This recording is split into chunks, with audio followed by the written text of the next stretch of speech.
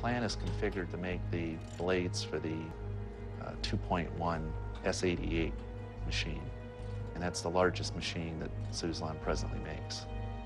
The plant has 3 production lines, and our target is to make a set of blades per day, 900 blades a year, or 300 sets. And we plan to double the output of this plant within 3 years. So in 2010, we plan to double the output. So the demand locally is still greater than the capacity of this plant. We run 7 days a week, 24 hours, 7 days a week. So to facilitate our 7-day schedule, we have about 320 blade team members on the floor. You know, this is a rural area. This is big stuff to these folks. Suzlon's very good at vertical integration, so we own most of the companies that make the generators and the towers and those types of things. This is the start. Rotor blades are difficult to ship, so this is the first thing we're going to do here. Will it be the last thing? Absolutely not. We've advertised the positions as a career opportunity. We talk about having future generations of blade builders here locally. And it's nice to see young people get involved in the industry versus working in service jobs, something they can really sink their teeth into.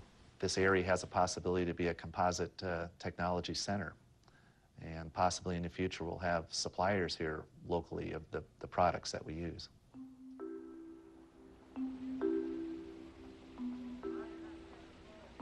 How could a wind enthusiast and a group of farmers bring an international high-tech manufacturing plant to southwest Minnesota? Where was the federal government?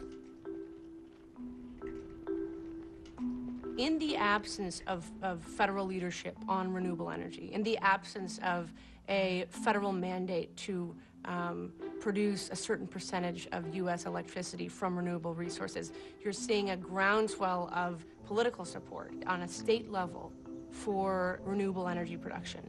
And states are actually incentivizing communities to develop more renewable energy.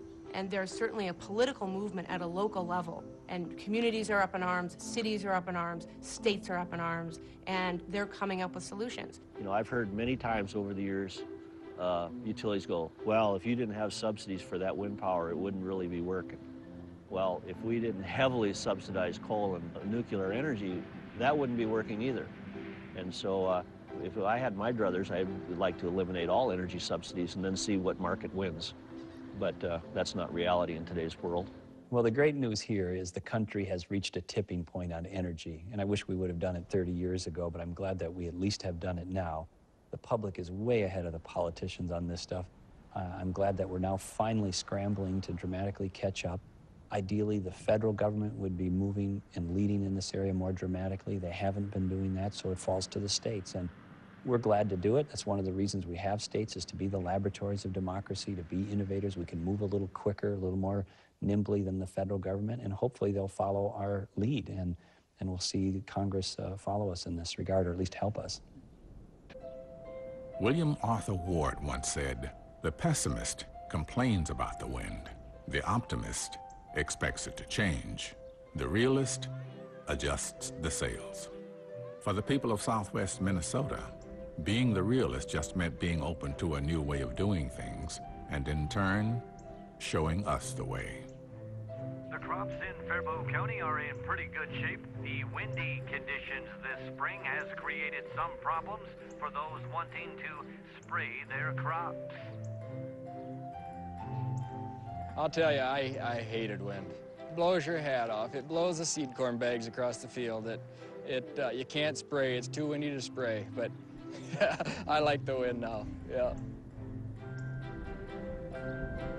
I think obviously we all want to do everything we can to produce domestically produced energy.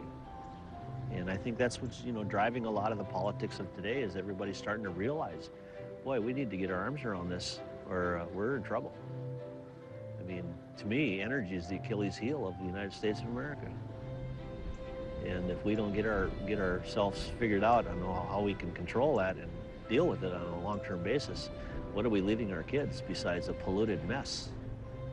I think communities in America right now are wanting to rally around patriotic solutions and wanting to find a way to solve both our geopolitical problems, our environmental problems, and our economic problems all at once. Communities are seeing a solution that they can all rally around together, that they can all say, we're doing something good for the country, and they can say, we're creating a source of income for our community. All at once. I mean, it's a win-win-win-win. Community wind is the trifecta of renewable energy. You get clean, sustainable energy, you get economic development and economic viability for the rural communities that the projects are in, and you get long-term low-cost energy, because the cost of energy with wind power is the cost of capital to put the machine in the ground. And so our communities will have long-term cheap energy. You know, the 70s we had the philosophical mindset to do it. We didn't have the technical wherewithal to do it. Now we've developed the technical wherewithal, and the philosophy is coming back again. And so this time I think it's going to take it over the top. When you have the philosophical drive and the technical ability, that's when things happen.